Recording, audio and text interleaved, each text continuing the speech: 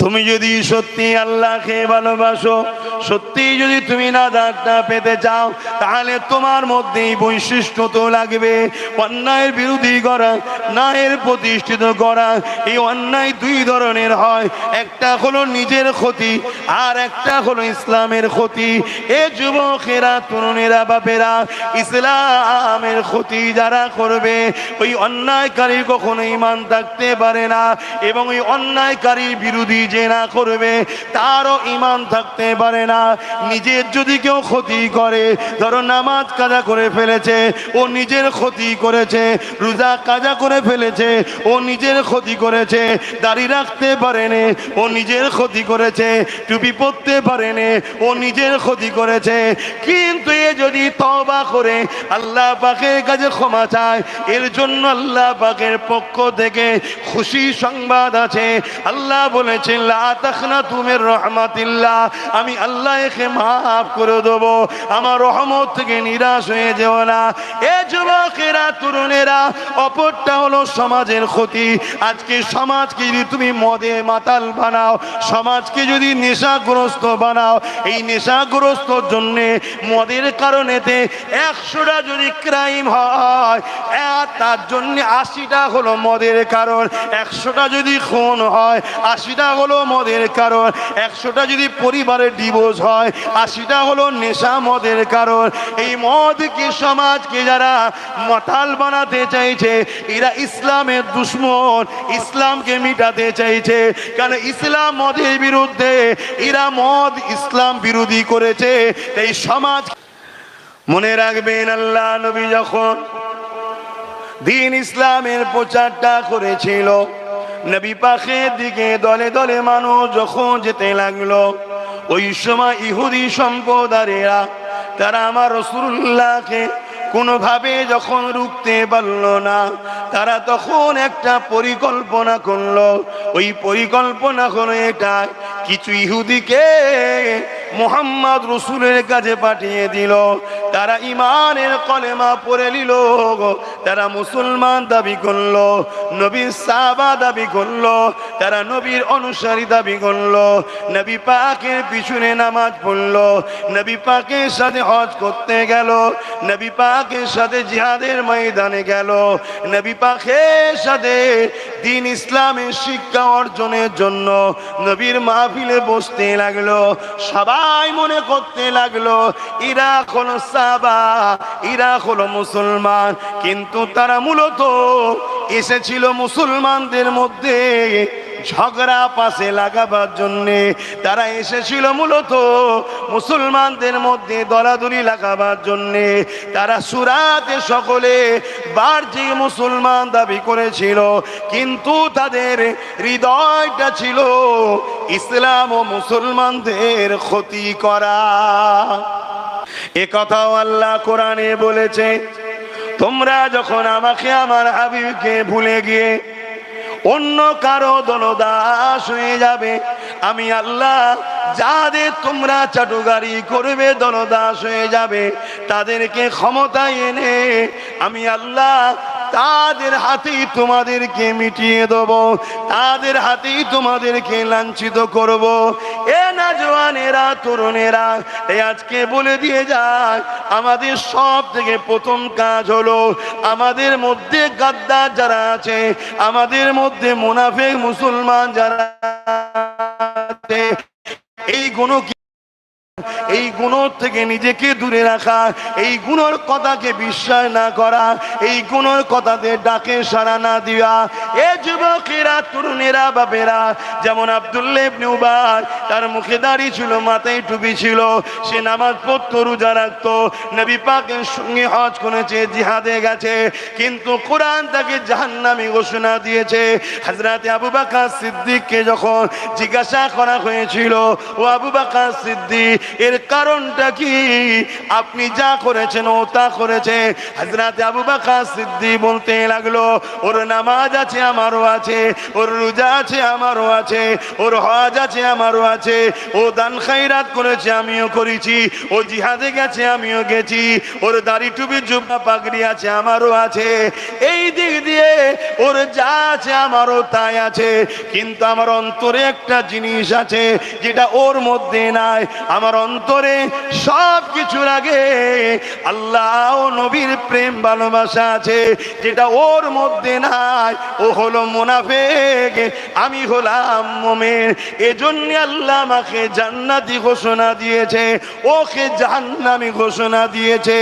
এ যুবকেরা, তরুণেরা, বাপেরা, তাই ঈমান আগে আমাদেরকে বাঁচাতে হবে।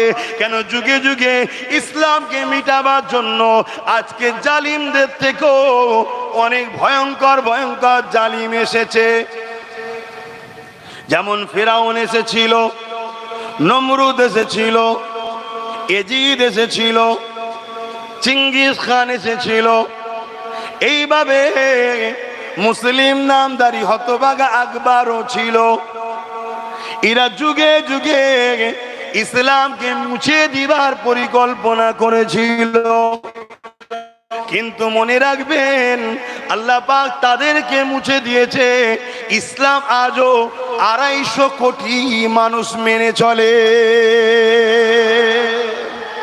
আল্লাহ নবী বললেন, অধিকারকে পাইয়ে নাও, অধিকারকে ছিনিয়ে নেবার কথা রাসূলুল্লাহ বলেছে। যে অধিকারকে ছিনিয়ে নেবে সে রাসূলুল্লাহর হুকুমকে মান্যতা দিল, আর নিজের অধিকারকে ছেড়ে দিয়ে গোলামীর জিন্দেগি যে নেবে তার উপরে আল্লাহ পাকে কখনো সাহায্য আসে না। এ যুবকেরা মনে রাখবেন, কোনো জিনিসই সহজে হয় না গো। এই যে আপনারা জমিতে চাষ করেন, এমনি এমনি ফসলটা হয় না। এই যে আপনারা কলকারখানায় কাজ করেন বা লেবারি করেন, দিন মজুরি করেন, কোনোটাই সহজে হয় না গো। তাহলে দুনিয়ার সামান্য পেটের জন্য যদি সহজে না হয়, তাহলে এই দুনিয়ার জুলুমকে বন্ধ করবে, এই দুনিয়ার অত্যাচারকে বন্ধ করবে, এই দুনিয়ার সন্ত্রাসীকে বন্ধ করবে। এটা সহজে হয় না গো। এবং আল্লাহর জান্নাতে যাবেন, এটা সহজে হয় না। আজ আমরা ইসলামকে মসজিদ মাদ্রাসার মধ্যে বেঁধে দিলাম। এটা বেঁধে দিল কারা? একদল মুনাফিক আলেম উলামা দাবিদারেরা। কারণ এদেরকে কোটি কোটি টাকা দেওয়া হয়েছে, যারা সমাজের কাছে শুধু নামাজ, রোজা, দাড়ি, টুপি, এই পর্দা পুশিদা এই নিয়েই শুধু বছর বছর ওয়াজ করে। কিন্তু একবারও এরা সমাজকে শোনায়নি যে অন্যায়ের বিরুদ্ধে লড়াই করার নাম হলো ইসলাম, ন্যায়কে প্রতিষ্ঠিত করার নাম হলো ইসলাম, এই জমিনকে সন্ত্রাস মুক্ত করার নাম হলো ইসলাম, এই জমিনে খোদার তোর মুখে খাবার দিবার নাম হলো ইসলাম, এই জমিনে অন্যায় অত্যাচারী শাসকের বিরুদ্ধে দাঁড়িয়ে কথা বলা, এটা হলো সব থেকে বড় জিহাদ। এটা কেউ শোনায়নি, এটা কেউ শোনায়নি যে নেশা মুক্ত সমাজ গড়ার নাম ইসলাম, দুর্নীতি মুক্ত সমাজ গড়ার নাম ইসলাম, এই জুলুম মুক্ত সমাজ গড়ার নাম ইসলাম, চোর মুক্ত সমাজ গড়ার নাম ইসলাম, খুন মুক্ত সমাজ তৈরি করার নাম ইসলাম। এটা কেউ প্রচার করে রে। এ যুবকেরা, তরুণেরা, আল্লাহ নবী, নূর নবী, দয়ার নবী মেরাজ থেকে নামাজ এনেছে। নবী মেরাজে গেছে নবুয়াত ঘোষণার 11 বছর পর। এই 11টা বছর নবী তাহলে কি করেছিল? এই 11টা বছর ধরে নবী পৃথিবীর অত্যাচারী শাসকদের হাত থেকে আল্লাহর সৃষ্টি মানুষগুলোকে আজাদ করার জন্য সংগ্রাম করেছে।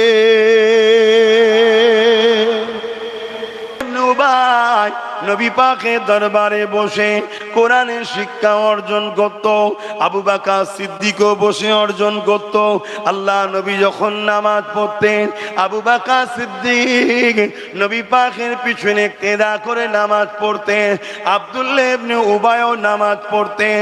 আল্লাহ নবী যখন হজে গেলেন, আব্দুল্লাহ ইবনে উবায়ও নবীর সাথে হজে গেল, আবু বকর সিদ্দিকও নবীর সাথে হজে গেল। আল্লাহ নবী যখন জিহাদের ময়দানে গেলেন, আবু বকর সিদ্দিক রাসূলুল্লাহর সাথে গেলেন, আব্দুল্লাহ ইবনে উবায় রাসূলের সাথে গেলেন।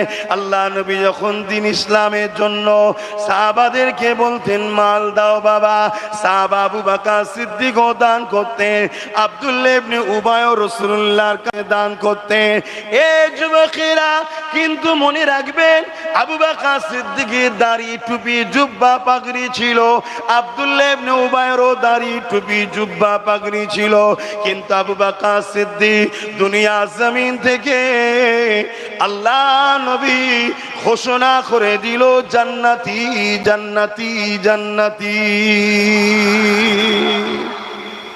এ নওজওয়ানেরা, ইব্রাহিম নবীকে যখন চরকিতে তুলে দিয়েছে, আব্বা জান দেখতে লেগেছে বিশাল আগুন দাও দাও করে জ্বলছে, ওই আগুনে ছুঁড়ে ফেলে দেওয়া হবে। ইব্রাহিম নবী এই সময়তে হযরতে জিবরাইল আলাইহিস সালাম চলে আসলেন, এসে বলতে লাগলেন, ইব্রাহিম রে, তোমাকে নমরুদ বিশাল আগুনে ফেলতে লেগেছে, তুমি যদি বলো আমি তোমার পাশে দাঁড়িয়ে এদেরকে খুনি নেস্তে নেব। বিসমিল্লাহির রহমানির রহিম। قال الله تعالى في كلام المجيد والفرقان الحميد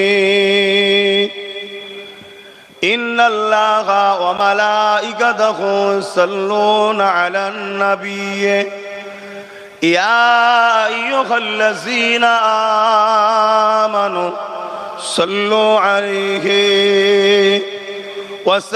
وسلموا تسليما اللهم صل على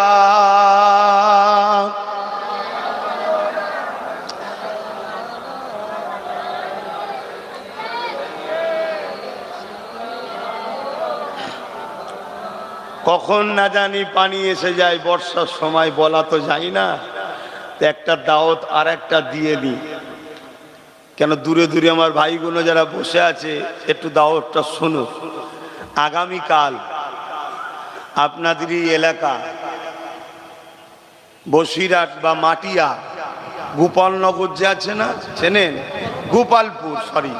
গোপালপুর ফুটবল মাঠ, ওই গোপালপুর ফুটবল মাঠে কেন্দ্র সরকারের কালা কানুনের বিরুদ্ধে ফুরফুরা শরীফ আহলে সুন্নাত ওয়াল জামাতের পক্ষ থেকে এক প্রতিবাদ সভার ডাক দেওয়া হয়েছে।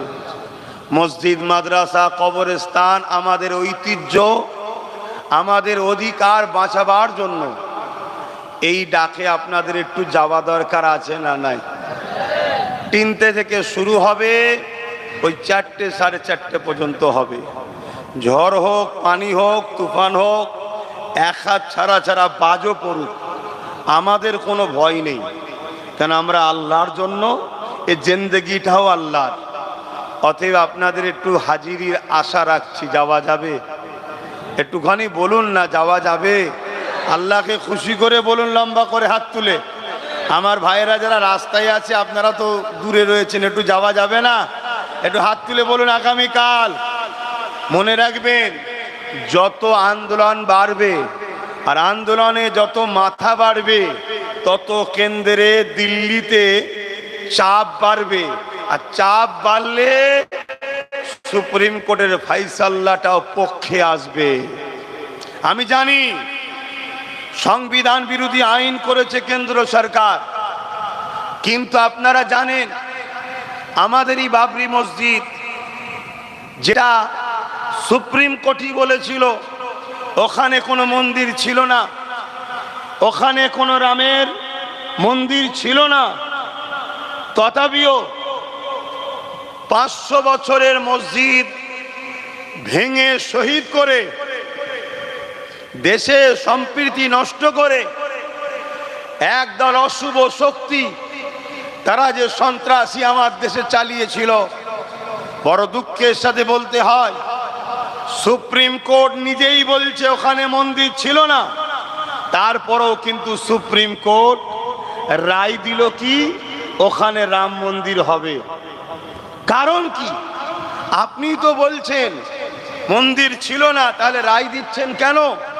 বলছে জনগণের আস্থা, মানুষ চাইছে রাম মন্দির হোক, তাই। অর্থাৎ আমাদেরই দোষ, আমরা বাবরি মসজিদের আন্দোলন বন্ধ করে দিয়েছিলাম। খেয়াল করে দেখুন, শুধু কেস চলছিল ডেটের পর ডেট, আমরা সবাই ঘুমিয়ে গিয়েছিলাম, বাবরি মসজিদের কথা ভুলে গিয়েছিলাম। এই যে আমরা পিছিয়ে থাকা, ভুলে যাওয়া, দুর্বল হয়ে যাওয়া, ঠান্ডা হয়ে যাওয়া, আন্দোলন বিমুখী হওয়া, ঘুমিয়ে পড়ার সুযোগটাই কিন্তু দিলাম আস্থার উপরে ফাইসাল্লা দিবার। আজকেও ঠিক ওয়াকাফ কালা কানুনকে এভাবে ডেটের ওপরে ডেট, ডেটের ওপরে ডেট চলতেই থাকবে। আর আমরা যদি আন্দোলন বন্ধ করে দিয়ে ঘুমিয়ে পড়ি, ঠান্ডা হয়ে যায়, চুপ করে যায়, নিজের দুনিয়া, সংসার, পরিবার এই নিয়েই যদি ব্যস্ত থাকি, আর বিশেষ করে ৭৭ বছর যা করছি, ইসলাম বিদ্বেষী নেতাদেরই দালালি করে বেড়ায়, মনে রাখবেন পুরো ভারতবর্ষ থেকে ইসলামকে মুছে দিবার একটা পরিকল্পনা চলছে। অতএব এক বাবরি মসজিদ গেছে, সেদিনই আমাদের শিক্ষা নেওয়া দরকার ছিল, আর নয়। এবারে আমাদেরকে রুখে দাঁড়াতে হবে। কিন্তু আমরা সেই একই জায়গায় পৌঁছে গেলাম। ঠিক দেখুন, ওয়াকাফ কালা কানুন তৈরি হলো, ২-৫-১০ দিন এমন হুড়োহুড়ি করলো যেন মনে হলো জোর করে হয়তো সব আইন পাল্টে ফেলবে এরা। কিন্তু দেখুন আজকে কি খবর, সব ঠান্ডা, সব ঠান্ডা। এরকম ঠান্ডা হলে হবে না, আন্দোলন করতে হবে। মনে রাখবেন, এই জিন্দেগিটা আমাদের চিরস্থায়ী নয়, মৃত্যু অবশ্যই আমাদের একদিন হবে, কবরের জমিনে আমাদের যেতে হবে। ফেরাউনকে আল্লাহ বসিয়েছিল বনি ইসরাইল মুসা নবীর উম্মতের পরীক্ষার জন্য, নমরুদকে আল্লাহ বসিয়েছিল ইব্রাহিম নবীর উম্মতের পরীক্ষার জন্য, আবু জেল, উতবা, সাইবা, আবু লাহাবকে আল্লাহ ক্ষমতা দিয়েছিল হযরতে বেলাল, হযরতে খাব্বাব, সাহাবা হুজুরদের ইমানের পরীক্ষা লিবার জন্য। আমি মনে করি আজকে আমার দেশের মাথায় কেন্দ্রের যে জালিম সরকার আছে, ইনাকে আল্লাহ বসিয়েছে আমাদের ইমানের পরীক্ষা লিবার জন্য। আজ বসে আইন তৈরি করেছে, ওয়াকাফ কালা কানুন তৈরি করে মসজিদ, মাদ্রাসা, কবরস্থান, ঈদগাহ, খানকা এগুলোকে সব দখল করে লিবার পরিকল্পনা করছে। এগুলো দখল করে পুঁজিপটি কর্পোরেটদের হাতে তুলে দেবে। আমার খোদার ঘরকে বুলডোজার দিয়ে ভাঙা হবে, আমার মসজিদ, আমার মাদ্রাসা, আমার কবরস্থানকে বুলডোজার দিয়ে ভেঙে দেওয়া হবে। এটা আমাদের জন্য পরীক্ষা একটা। আমরা যদি এই কালা কানুনের বিরুদ্ধে আওয়াজ তোলা বন্ধ করে দিই, মনে রাখবেন কিয়ামতের দিনেও কিন্তু আল্লাহর কাছে জবাব দিতে হবে। এটা আমাদের ইমানের দায়িত্ব। তাই আন্দোলন করতে হবে। আপনারা আম মানুষ, আপনারা কমসে কম বক্তব্য যদি দিতে নাও পারেন, আপনারা সুপ্রিম কোর্টে যদি যেতে নাও পারেন, আপনাদের ঘরে সেই সকল মানুষদের সাথ দিতে হবে যারা মাইকে দাঁড়িয়ে এই কালা কানুনের বিরুদ্ধে বলবে। সেখানে আপনাদের মাথাকে ভিড় বাড়াতে হবে। লক্ষ লক্ষ মাথার ভিড় যখন বাড়বে, যারা বলবে তাদের বলার স্পিচ পাওয়ারটাও বাড়বে, তাদের কথা সমাজে গ্রহণযোগ্যতা বাড়বে। আস্তে আস্তে আপনাদের দ্বারা আরো এমন এমন লোক পাওয়ারে আসবে যারা নওশাদ সিদ্দিকীর মতো আবার সুপ্রিম কোর্টে যাবে, আরো কেস বাড়াবে, আরো লড়াই করবে। সেটা আপনাদেরই ওয়াকাফ কালা কানুনের বিরুদ্ধে আন্দোলন আপনাদেরই হবে। খুব ঠান্ডা মাথায় বুঝবেন। আল্লাহ নবী বললেন, অন্যায় দেখলে হাত দিয়ে রোখো, যদি হাতে ক্ষমতা না থাকে মুখ দিয়ে রোখো, যদি মুখে ক্ষমতা না থাকে অন্তর থেকে ঘৃণা করো। এই তিনটের মধ্যে কোনোটা না থাকলে তার মধ্যে ঈমান নাই। ধরুন, উদাহরণ দিয়ে বলছি, কেন্দ্র সরকার, জালিম সরকার, ফ্যাসিস্ট সরকার, দেশ বিরোধী সরকার সংবিধান বিরোধী সরকার, সে আজকে আইন তৈরি করছে, জুলুম করছে। মসজিদ, মাদ্রাসা, কবরস্থান, ঈদগাহ, খানকা মুসলিম সম্প্রদায়ের ঐতিহ্যকে মিটিয়ে দিবার, এটা নাই না অন্যায়? আমি সবাইকে জিজ্ঞেস করছি, এটা নাই না অন্যায়?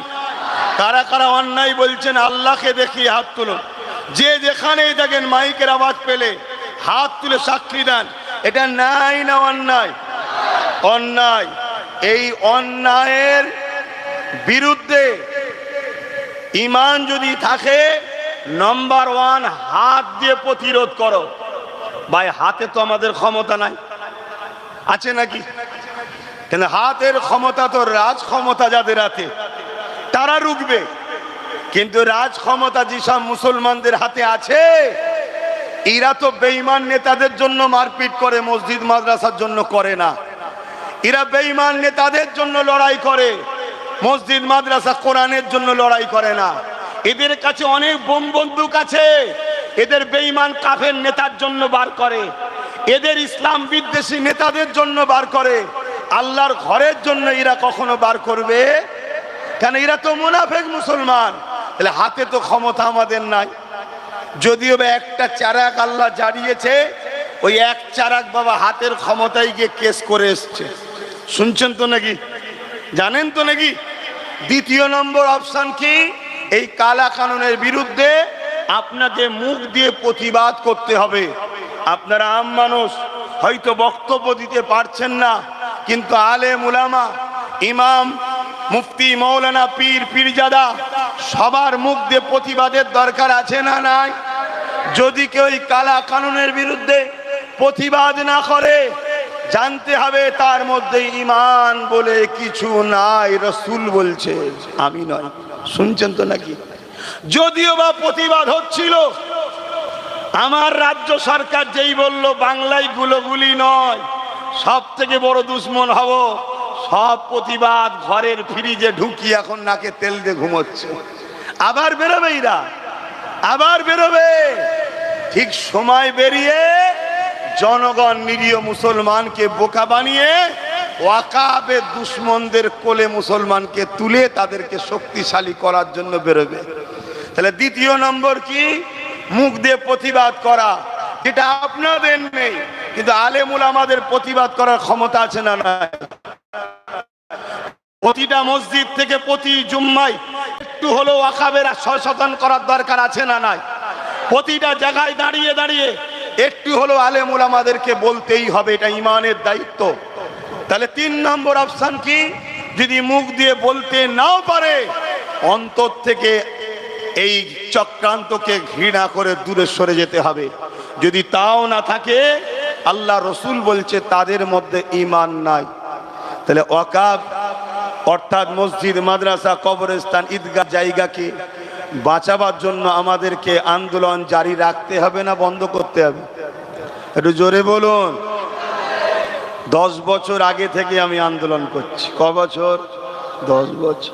10 বছর ধরে আমি বলছি তোমাদের ওয়াকাব চলে যাচ্ছে, মসজিদ চলে যাচ্ছে, মাদ্রাসা চলে যাচ্ছে, কবরস্থান চলে যাচ্ছে।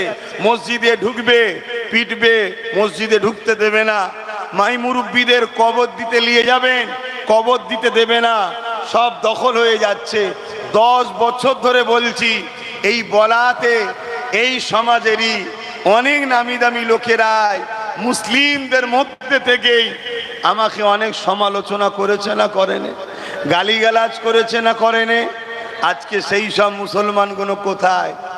হ্যাঁ, অনেক এমন মুসলমান আমাকে গাল দিয়েছে যাদের হাতে আল্লাহ রাজ পাওয়ারও দিয়েছে। তারা চাইলে অনেক কিছু করতে পারে, কেন লোহা ছাড়া লোহাকে কাটা সম্ভব নয়। রাজনেতা যদি অন্যায় করে, তার বিরুদ্ধে রাজনেতাই যদি প্রতিবাদ করে, সেটা যেমন হয় আম মানুষ করতে পারে না। কেন? আম মানুষের পিছনে পুলিশকে লেলিয়ে দেবে, ঠিক না বে ঠিক গো? কিন্তু সেই সব লোকেরা কি প্রতিবাদ করছে? করেনি। কেন করেনি? তারা সুরাতে সকলে মুসলমান, কিন্তু তাদের ভেতরের পার্টসগুলো সব মুনাফিক, ইসলামের দুশ্মন, তাই তারা এগুলো করছে না। আল্লাহ পাক কোরআনে তাই সূরা বাকারার মধ্যেও বলছেন, কিছু লোক আছে যারা মুসলমান দাবি করে, তারা যখন মুসলমানদের সাথে আসে নামাজে দাঁড়িতে টুপিতে সবেতেই থাকে, কিন্তু তারা যখন নিরিবিলি নির্ঝুমে একা একই দুনিয়ার বেঈমান তাগুদি জালিম হুকুমাত তাদের যখন নেতাদের সঙ্গে মেশে, তখন এরা সেই নেতাদেরকে বলে আমরা তো মুসলমানদের ঘরে শুধু ঠকাচ্ছি, আমরা হাকিকতে তোমাদের সাথেই আছি।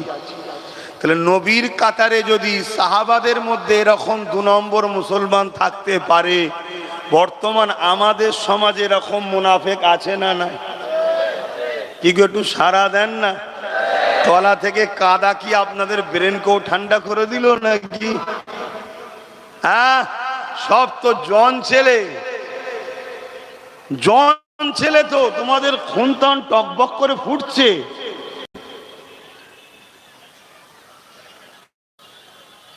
এবার কি হলো, ওর উপর বসতে মন গেলে কেন? সারাদিন দেরিয়ে শুয়ে পড়ো পরে। যেমন একজনের নাম আপনাদেরকে জানাই, মন দিয়ে শুনবেন আজকে আলোচনাটা, আর লাস্টে যদি সময় থাকে একটু আকাব নিয়ে আপনাদের কাছে বলে যাব। এ নওজোয়ান তরুণেরা, আল্লাহ নবীর হাত দিল আব্দুল্লাহ ইবনে উবাই, তার নাম ছিল। আল্লাহ নবীর হাতে হাত দিল আর একজনের নাম বলি, নাম তিনার আবু বকর সিদ্দিক। আল্লাহ নবী নবী দয়া নবী যখন কোরআনের শিক্ষা দিত আব্দুল্লাহ, কিন্তু আব্দুল্লাহ ইবনে উবাই সে কোরআন ঘোষিত জাহান্নামী। কারণ দাড়ি তো দুদিকে, টুপি তো দুদিকে, হজ তো দুদিকে, নামাজ তো দুদিকে, নবীর পেছনে ইক্তেদা দুজনাই করেছে, নবীর সঙ্গে হজে জিহাদে দুজনাই ছিল। একজন জান্নাতি আর একজন জাহান্নামী কেন? শুনছেন ইসলামটা? আজ আমাদের সব থেকে বড় ক্ষতির কারণ হলো একদল ছদ্মবেশী মুনাফিক মুসলমানদের জন্য আমাদের ক্ষতির কারণ, সব থেকে বড় ক্ষতির কারণ। যদি আজ আমাদের মধ্যে গাদ্দার মুনাফিক মুসলমান গুলো মাথা তুলতে যদি না পারত, তাহলে নিশ্চয় মুসলিম অধ্যুষিত এলাকাগুলোয় ইমানদার মুসলমানরা মাথা তুলে দাঁড়াতো। আর ইমানদার মুসলমানরা যখন মাথা তুলে দাঁড়াতো, ওদিকে যেমন জালিম মাথা তুলে টক্কর দিচ্ছে, তার মোকাবেলায় ইমানদার লিডার হলো, টক্করটা জোরালো হতো না। কিন্তু বেঈমান ইসলামের দুশমনেরা সর্বসময় যারা ইসলামকে মিটাতে চায়, তারা পরিকল্পনা মাফিক মুসলমানদের মাথাতে ইমানদার লিডার যেন না বসে, মুনাফিককে বসাও, 2 নম্বরকে বসাও। অথচ বলবো মুসলমান তো রয়েছে, কিন্তু তারা হাকিকাতে মুসলমান নয়, তারা হাকিকাতে মুসলমান নয়। তাদেরকে মসজিদও পাওয়া যাবে, মসজিদ উদ্বোধনও পাওয়া যাবে, অন্য ধর্মের ধর্মস্থান উদ্বোধনও পাওয়া যাবে। তাদেরকে ঈদে মিলাদুন নবীর র্যালিতেও পাওয়া যাবে, আর যখন রামনবমী হবে তাতেও পাওয়া যাবে। এই ধরনের 2 নম্বর মুসলমানগুলোকে এদের মাথায় রাখো। শুনছেন তো নাকি? আমার কথাই কি অসুবিধা আপনাদের? আপনাদের বাঁচাবার চেষ্টায় 10 বছর ধরে চেষ্টা করছি, 10 বছর ধরে জাতির কাছে বুঝাচ্ছি।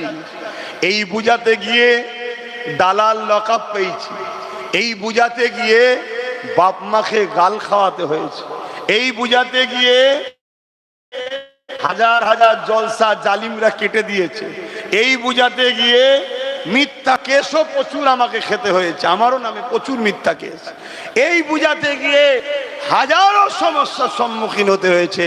তবে মনে রাখবেন, যতদিন আল্লাহ জবানে কথা রেখেছে আর হায়াত রেখেছে, আমার ইমানি দায়িত্ব হলো নবীর উম্মতকে সঠিক রাস্তার কথা আমি বলে যাব। কেন আল্লাহ কোরআনে বললেন, কুনতুম খায়রা উম্মাতিন উখরিজাত লিন-নাসি তা'মুরুনা বিল মা'রুফ ওয়া তানহাউনা আনিল মুনকার, অন্যায়কে মিটাও, ন্যায়কে প্রতিষ্ঠিত করো, এর নাম হলো ঈমান। জোরে বলুন সুবহানাল্লাহ। এটাই আমাদেরকে আল্লাহ কাজ দিয়েছে। আমরা এই বাংলাতে কিছুদিন আগে 15-20 দিন হবে কম বেশি, নিশ্চয়ই আপনারা দেখেছেন, দুজন ছেলে, অমুসলিম ছেলে পাকিস্তানের পতাকা বেঁধেছিল, দেখেছিলেন? বেঁধে সেখানে পাকিস্তানের জয়গান আর ভারতের বিরুদ্ধে স্লোগান দিচ্ছিল। তাকে প্রশাসন ধরলো, এমন হালকা কেস দিল যে কেসে পরের দিন জামিন হলো। আর যখন জামিন হলো, কেন্দ্র সরকারের এমএলএ তাকে ফুলের মালা দিয়ে স্বাগতম দিয়ে নিয়ে যাচ্ছে। তাহলে দেশদ্রোহীদের ঘরে কেন্দ্র সরকাররা শেল্টার দিচ্ছে, আর যতগুলো পাকিস্তানের চর ধরা পড়ছে সব কেন্দ্র সরকারের সঙ্গে যোগাযোগ। দেখছেন না দেখেন না? কেন্দ্র সরকারের দলের সঙ্গে যোগাযোগ আছে না নাই? যতগুলো ধরা পড়ছে, এরপরও তাদেরকে শেল্টার দিচ্ছে কারা? তারা। আর আমাদেরই পাশে ভাঙরে মসজিদ, মাদ্রাসা, কবরস্থান, ওয়াকফ সংবিধান বিরোধী আইনকে বাতিল করার দাবিতে কলকাতা শিয়ালদাতে যখন আন্দোলনে যাচ্ছিল, রাস্তায় আটকে এই রাজ্য সরকারের পুলিশ 1000-এর উপরে ছেলেকে কেস দিয়েছে। এখনো তারা অনেকে ঘর ছাড়া। কারণ কি? কারণ হলো একটাই, ওরা পাকিস্তানের দালালি করে, দেশের গাদ্দারি করেও পরের দিন জামিন পাবে, ফুলের মালা দিয়ে আনা হবে। কেন? ওদের বাপেরা হলো বড় বড় নেতা।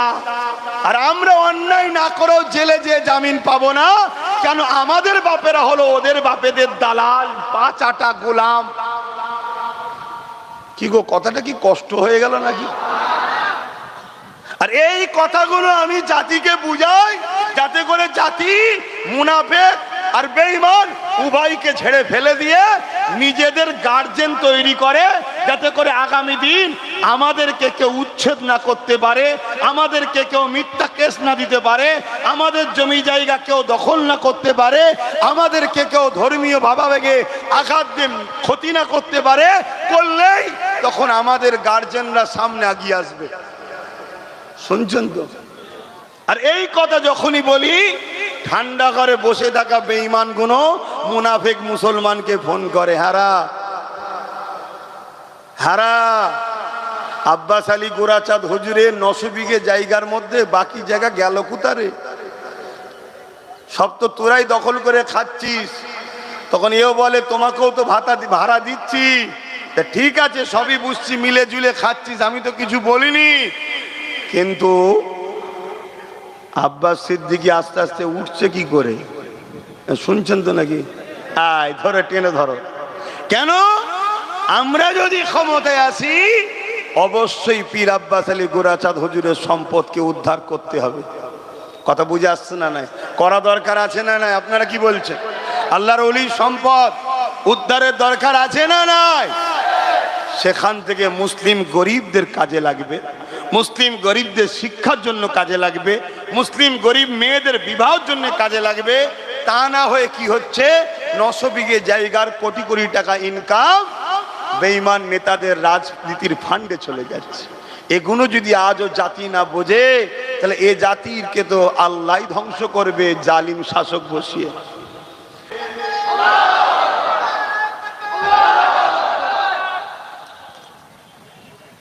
এর আগে অনেক হামলা হয়েছে বাপ,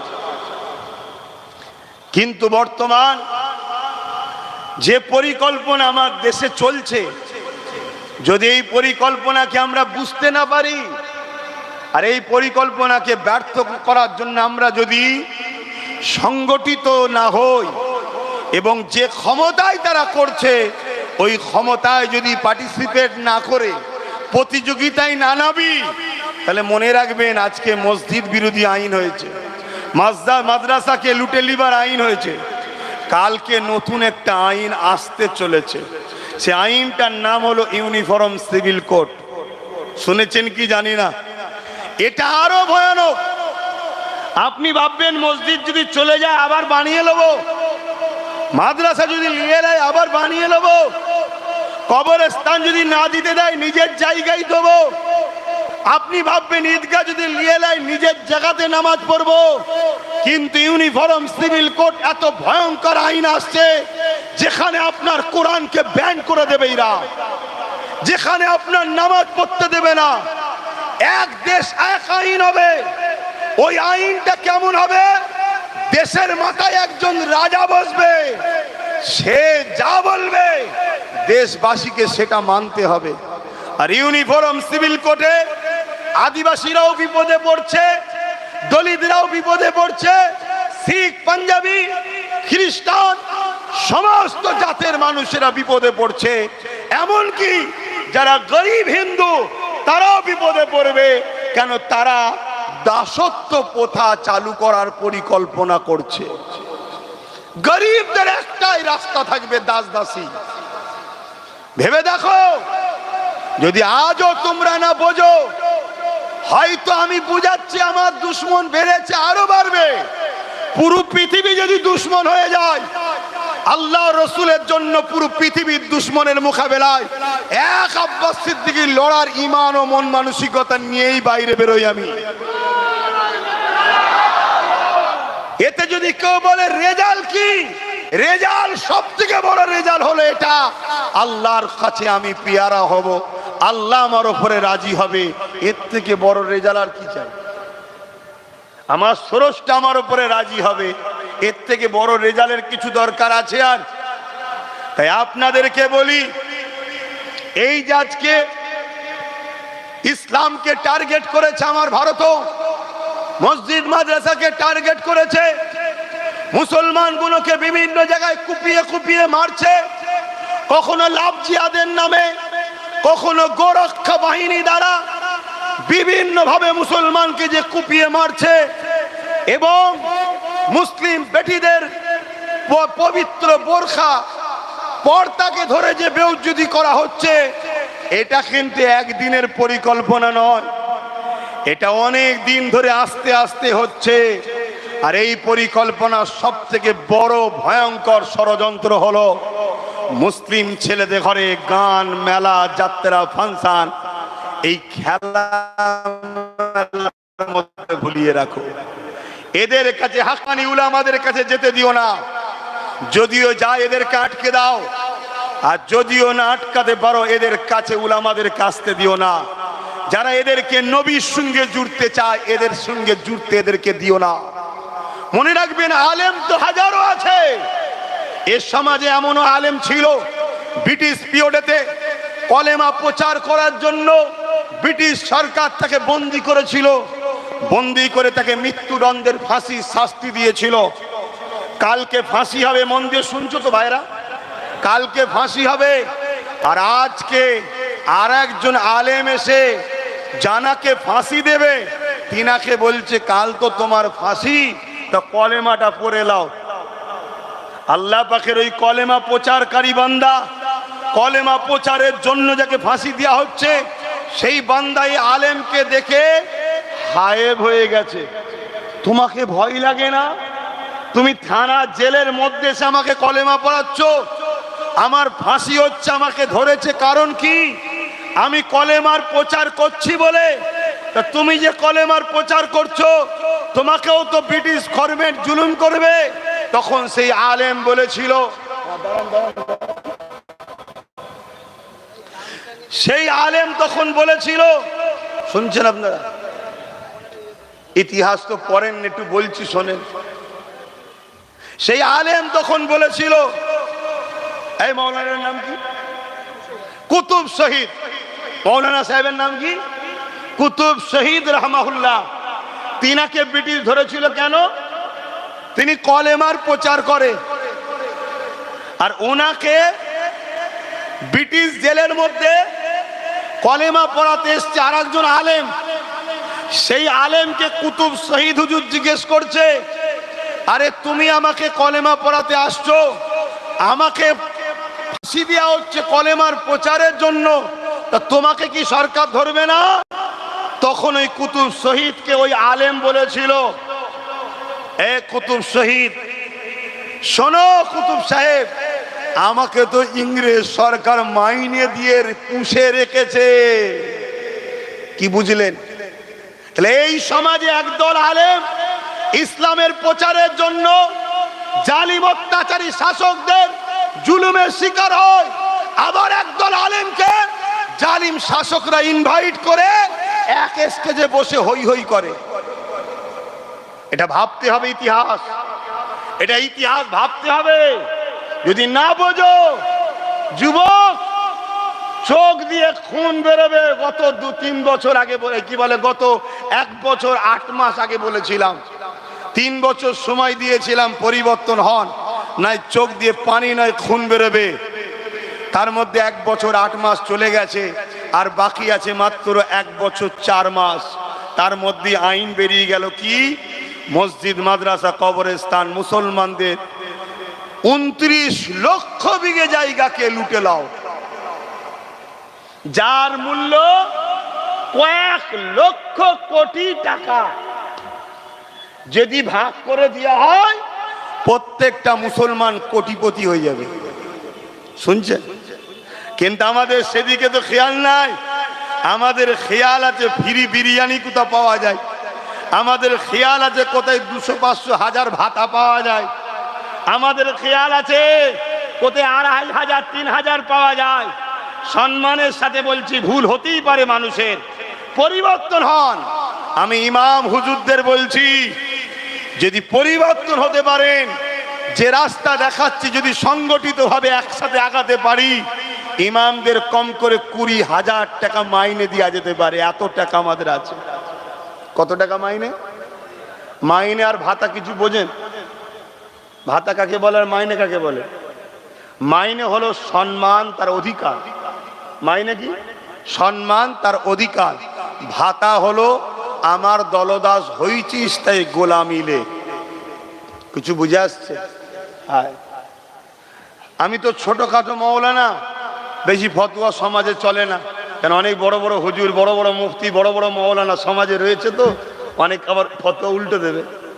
তবে মনে রাখবেন যুব সমাজ, আগামী দিন যদি পরিবর্তন না হও, এটাও আজকে বলে যাচ্ছি, যেটা মায়ানমারে ঘটেছে, চোখের সামনে বাপকে বেঁধে বেটির ইজ্জত লুটেছে, চোখের সামনে স্বামীকে বেঁধে স্ত্রীর ইজ্জত লুটেছে, চোখের সামনে ভাইকে বেঁধে বোনের ইজ্জত লুটেছে।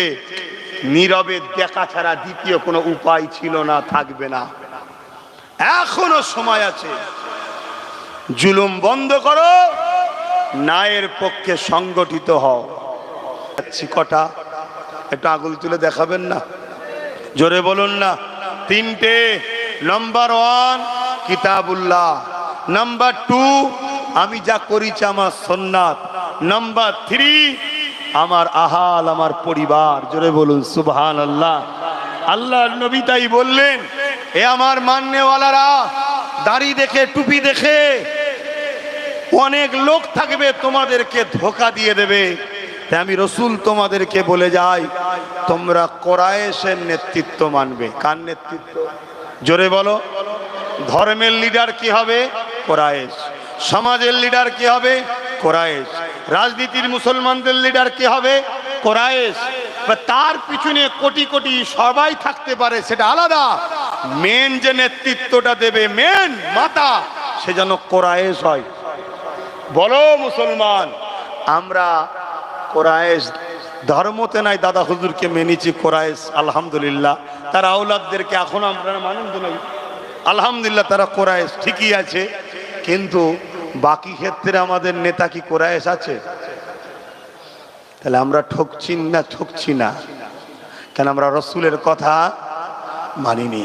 তাই আসুন, আল্লাহ আমাদেরকে যখন সুযোগ দিয়েছে, ছিল না আলাদা কথা, কেউ যখন বুঝেছে, রাজি হয়েছে, আমাদের উচিত হবে কোরাইশ বংশের সম্মান মর্যাদা নবী দিতে বলেছে, তার সাথ দিয়া ইমানদার মুসলমানের দায়িত্ব আছে না নাই?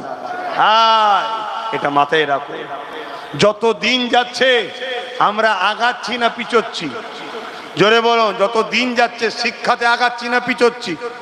কাজ কারবারে আগাচ্ছি না পিছোচ্ছি? নিরাপত্তায় আগাচ্ছি না পিছোচ্ছি?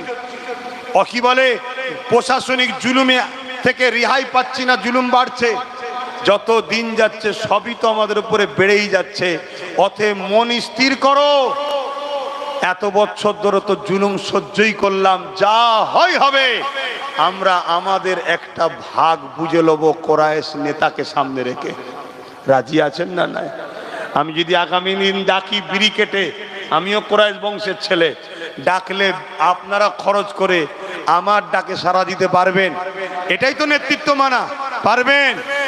আলহামদুলিল্লাহ, আল্লাহ কবুল করে বোন, আল্লাহ আমিন। আমি পুরো বাংলায় ঘুরে ঘুরে দেখছি, হাত তুলছি, যদি যারা হাত তুলছে হাত যদি সত্য হয়, আল্লাহকে সাক্ষী রেখে বলছি, ও ব্রিকেট একদম ছোট একটুখানি হয়ে যাবে, ওরকম আরো অনেক কটা লাগবে। আমি যেখানে যাচ্ছি মানুষ যেভাবে সাথ দিচ্ছে, তা আপনাদের হাতটাও সত্য তো নাকি যারা তুলেছেন? আশা রাখছি সব জায়গার মানুষ যে হাত তুলছে সত্য, তা আল্লাহ কবুল করে বোন, আল্লাহুম্মা আমিন। নামাজের দিকে আমাদের যেতে হবে, সময় সংক্ষেপ। এসেছি গুটি কতক কথা এলোমেলো ভাবে বললাম, কেউ কষ্ট পেলেন? কোরআন হাদিসের বাইরে কোনো কথা বলেছি? দেখবেন হয়তো কাল আমার সমালোচনা অনেকে করতে পারে, করবে, অসম্ভব কিছু নয়, কিন্তু মনে রাখবেন সে হল মুনাফিক। সে কে? মুনাফিক। কেন? কোরআন হাদিসের পক্ষে বলাতে কোনো মুসলমানের যদি কষ্ট হয়, জানতে হবে সে মুনাফিক। ঠিক না বেঠিক গো? আজ আমার মসজিদ চলে যাচ্ছে, ওই মুসলমানদের মুখে কথা নাই। মাদ্রাসা, কবরস্থান, ঈদগাহ চলে যাচ্ছে, ওর মুখে কথা নাই। কি বলছে? আরে কি বলবো, কেন? আমাদের তো রাজ্য সরকার বলেছে বাংলায় হবে না, বলেছে না? বলে না? ওই জন্য আমরা বলিনি। কি বলেছে? যতদিন আমি আছি ততদিন হবে না, তাই তো নাকি? কালকে যদি মরে যাই, এই মরণ হতে পারে না? পারে না? আমি তার মরণের দিকে তাকিয়ে নাই, কিন্তু মরণ হবে না, হবে না, তাহলে তারপরে হবে তো। আইন যখন হয়ে যাবে, আজ নয় 10 বছর পরেও তো হবে। তাহলে এখন আইন হয়ে গেছে, এটাকে বন্ধ করার রাস্তা সুপ্রিম কোর্টে চলছে, অতএব সেখানে লড়াইয়ের দরকার আছে না নাই? দ্বিতীয় নম্বর কথা, ইনি যদি সত্যিকারের এর বিরোধী হতো, তাহলে সুপ্রিম কোর্টে তো কেস করতো। তিলোত্তমাকে যারা ধর্ষণ করেছে তাদেরকে বাঁচাবার জন্য কেস করছে, উকিল লাগিয়েছে। জানেন না? জানেন না? আর এত বড় একটা ইস্যু, পুরো মুসলমানদের অস্তিত্ব মিটে যাবে, সেখানে একটা কেস করেছে। দ্বিতীয় নম্বর কথা, বিধানসভাতে নিন্দা বিল পাস করেছে, রেজুলেশন করেছে? করেনি। 3 নম্বর কথা, শুধু বলতে পারত যে আপনারা এখানকারের ব্যাপার নয়, দিল্লিতে গিয়ে আন্দোলন করলে হয় না, এখানে কেন আপনারা আন্দোলন করছেন? আর যদি করতে হয় মাঠে ঘাটে করবেন, রাস্তাটা অবরোধ করবেন না, আমি আপনাদের কাছে সহযোগিতা চাইছি, ভদ্রভাবে বললে হতো না? কিন্তু সেখানে কি বলেছে? হক কথা ফক করে বেরোয়। রাগ রয়েছে আমাদের উপরে, বেরিয়ে পড়েছে কি, যদি বাংলায় কেউ আকাবলে গুলোগুলি করে, তার সব থেকে বড় দুশ্মন আমি হব। বলেছে না? বলেনি? তাই আমি মনে করি এই রাজ্য সরকারের এই কথা চ্যালেঞ্জ প্রত্যেকটা ইমানদার মুসলমান অলরেডি লেলিয়েছে। কি লিয়েছে না লাইনে? আমরাও বলছি আজকে, আমার ওয়াকফের বিরুদ্ধে যারা, তারা আমাদের শত্রু। অতএব যারা আমার ওয়াকফ আন্দোলনকে রুখতে চাইবে, তারাও শত্রু। অতএব শত্রুর বিরুদ্ধে দেশের সংবিধানকে সামলে নিয়ে যদি প্রয়োজন হয় যুদ্ধ করার, আমরা যুদ্ধ পর্যন্ত করতে রাজি আছি। ঠিক না বেঠে?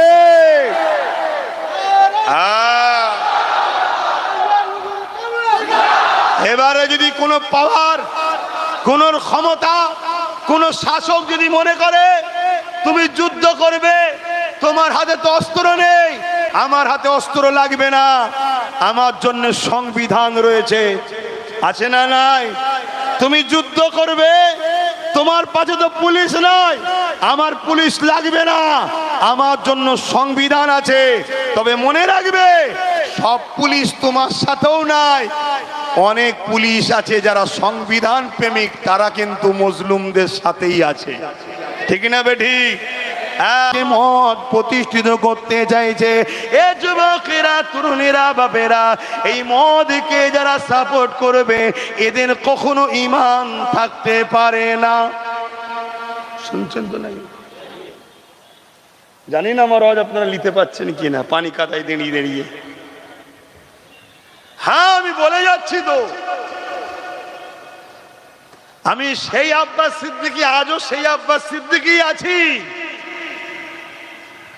আমাকে হাজারো দিক দিয়ে রুখাও যেমন হয়েছে, হাজার দিক দিয়ে কিনারও চেষ্টা হয়েছে, কিন্তু আল্লাহ শুকর আদায় করি, আল্লাহ আমাকে আজও ইমানের হালে বাঁচিয়ে রেখেছে। এটা আমার কোনো কৃতিত্ব নয়, এটা আল্লাহর দয়া, নবী মুহাম্মদ সাল্লাল্লাহু আলাইহি ওয়াসাল্লামের গোলামির ওসিলা ফল। আজ তোমরা আমার কওমের ছেলে, তোমাদেরকে আমি বলে যাচ্ছি, জাহান্নামে দুই শ্রেণীর লোক যাবে। মন দিয়ে শোনো, জাহান্নামে দুই শ্রেণীর লোক যাবে। এক শ্রেণীর লোক অন্যায় করার জন্য যাবে, আর এক শ্রেণীর লোক অন্যায়ের বিরোধী না করার জন্য জাহান্নামে যাবে। এর নাম ইসলাম। ইসলামের নাম অন্যায় দেখলে হাত দিয়ে রাখো, হাতে যদি ক্ষমতা না থাকে মুখ দিয়ে প্রতিবাদ করো, মুখে যদি ক্ষমতা না থাকে ঘৃণা করে সরে যাও। যদি এই তিনটের মধ্যে কোনোটা না থাকে, তুমি হয়তো অন্যায় করুনি, কিন্তু অন্যায় বিরোধী না থাকার জন্য তোমার ঈমান নাই, তোমাকে জাহান্নামে যেতে হবে। এটা রাসূলুল্লাহর হাদিস। এর নাম ইসলাম।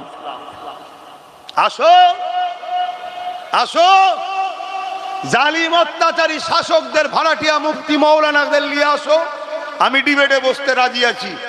বড় কাউ লাগবে না, আমি একাই আসবো। চলো, খুব সাবধান হন। আমার নবী অনেক কষ্ট করে এই সমাজ থেকে জুলুম খতম করেছে, অন্যায় খতম করেছে। বেটিগুলোকে জ্যান্ত পুঁতে দেওয়া হতো, আল্লাহ নবী বেটিদের ইজ্জত দিয়েছে। আর আজকে আমার বাংলায় তিলোত্তমা বোনের কখনো ইনসাফ এখনো হচ্ছে না। হচ্ছে কি? আপনি ভাবতে পারেন ধর্ম জলসায় আপনি অন্য ধর্মের বেটির কথা বলছেন কেন? এটা তোমার ইসলাম হতে পারে যে ধর্ম সবাই বলা যাবে না। আমার রাসূলের ধর্ম হলো কি? অন্য ধর্মের হতে পারে, ও আল্লাহর সৃষ্টি, ও একজন নারী, মায়ের জাত, ওর ভয়েও কথা বলার নাম ইসলাম। জোরে বলুন সুবহানাল্লাহ। তুমি রাজনীতি দেখতে পারো, আমি ধর্ম দেখছি। কথা মাথায় ঢুকছে না? ঢোকে না। অতএব বোঝো আমার যুব সমাজ, যদি হাত দিয়ে প্রতিবাদ তোমরা করতে নাও পারো, মুখ দিয়ে যদি নাও পারো, কমসে কম ঘৃণা করে দূরে সরো। তোমরা ঘৃণাও করছো না, দূরেও সরছো না।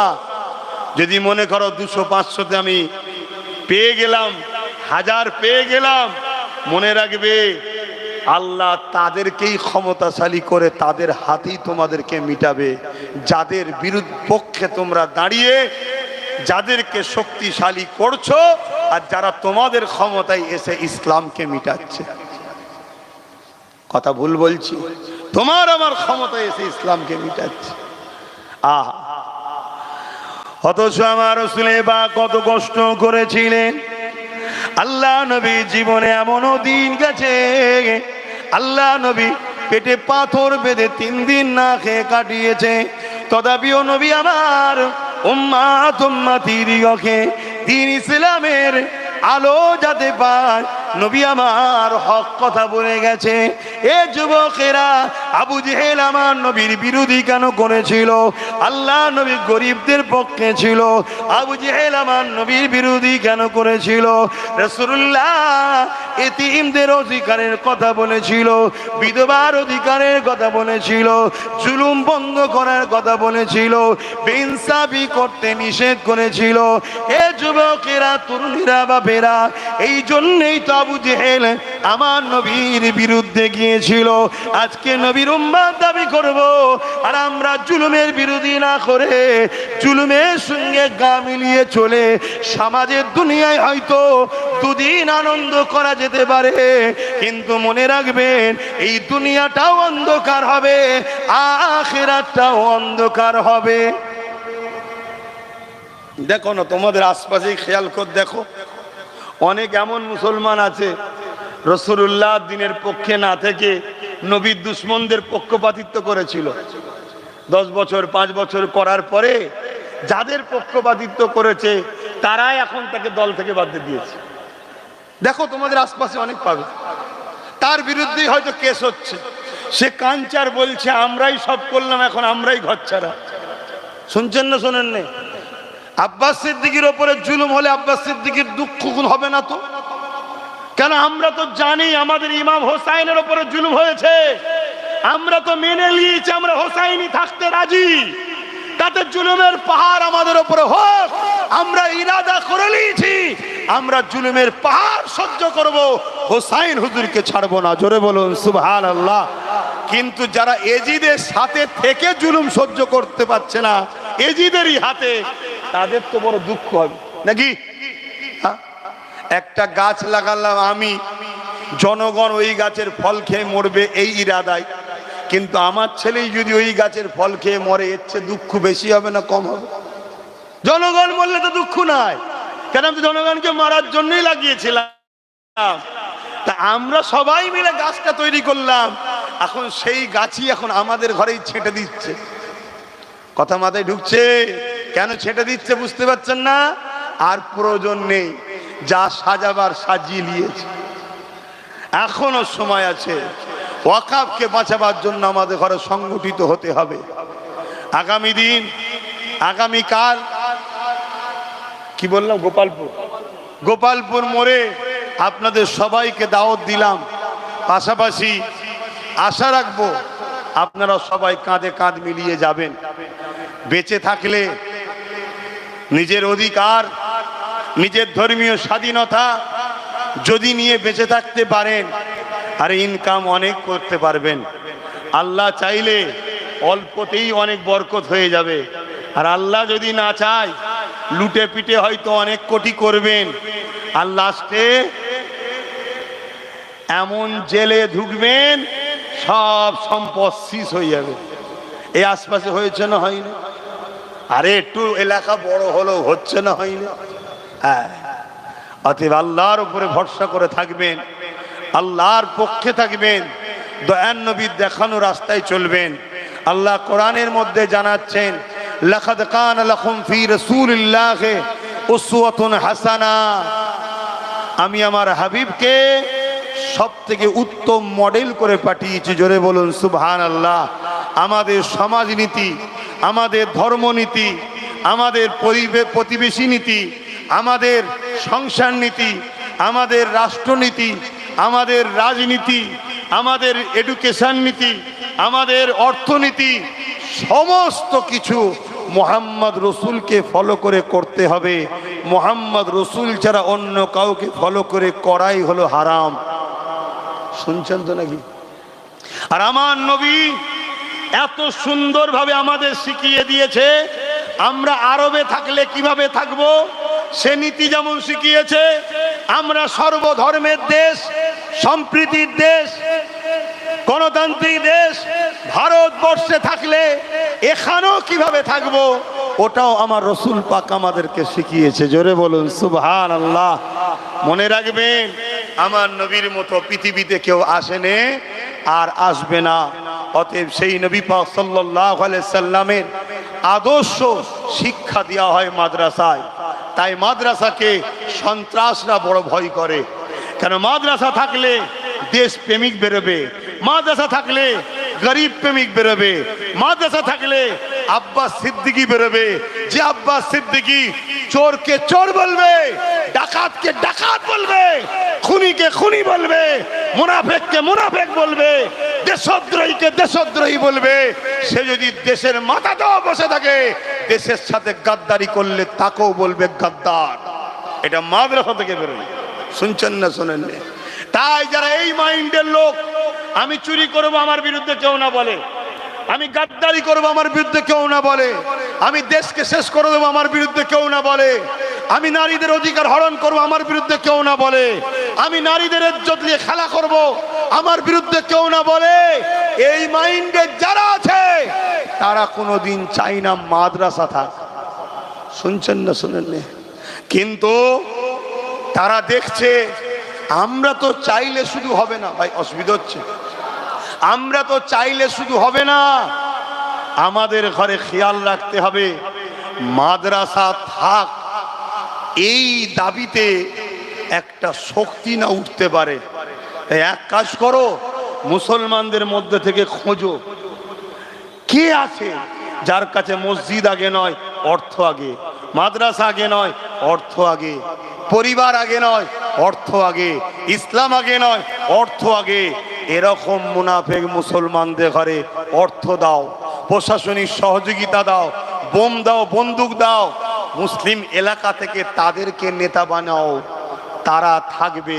আমাদের লোক মুসলমান যখন মাথাচাড়া দেবে ওদের দ্বারাই মুসলমানকে দমিয়ে আমরা রাখবো। এই পরিকল্পনা পুরো দেশ জুড়ে, পুরো পৃথিবী জুড়ে যুগ যুগ ধরে চলে আসছে, আজও চলছে। আর এই কথা যখনই আমি বলবো, এই সকল মুনাফেক গাদ্দার মার্কা যারা ওই বেঈমানদের সাথী আছে, তারা তখন আমাদেরকে গালিগালাজ করবে, আমাদেরকে ছোট বড় কথা বলবে, আমাদের আশাতে তারা আপত্তি করবে, আমাদের গিয়ে বিভিন্ন রকম খিল্লি করবে, আমাদের নিয়ে বলবে এরা ধর্ম কারবার ব্যবসায়ী। শুনছেন তো নাকি? শুনছেন না শোনেননি? এসব কথা বলবে। খুব সাবধান হন। এ জাতির কাছে আমি আবার বলে যাচ্ছি, যদি আপনাদের বিশ্বাস হয় দুনিয়ার কোন শক্তি আপনাদেরকে বাঁচাবে, তাহলে আব্বাস সিদ্দিকী এতক্ষণ যা আলোচনা করেছে সবই ভুল। আর যদি মনে হয় যে আল্লাহর রহমত ছাড়া আমরা বাঁচতে পারবো না, এ ঈমান যদি আপনাদের থাকে, তাহলে আল্লাহর রহমত হলো মুহাম্মদ রাসূল সাল্লাল্লাহু আলাইহি সাল্লাম। সেই নবীর আদর্শকে মজবুত করে ধরুন।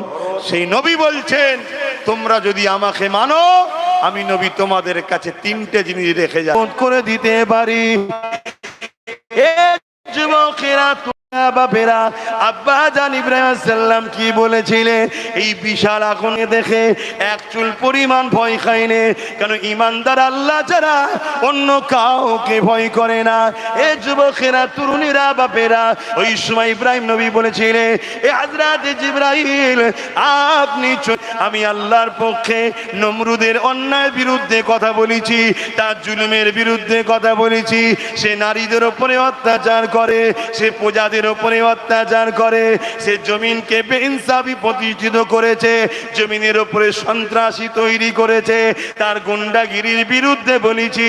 এই জন্যেই আমাকে আগুনে ফেরাওতে লেগেছে। আমার আল্লাহর পক্ষে ডাকার জন্য আমি ইব্রাহিম আগুনে পুড়তে লেগেছি, আমাকে আগুনে ফেলা হবে। এই আগুনে আল্লাহর জন্য পড়া, এটা আমার জন্য বড় খুশির বিষয়।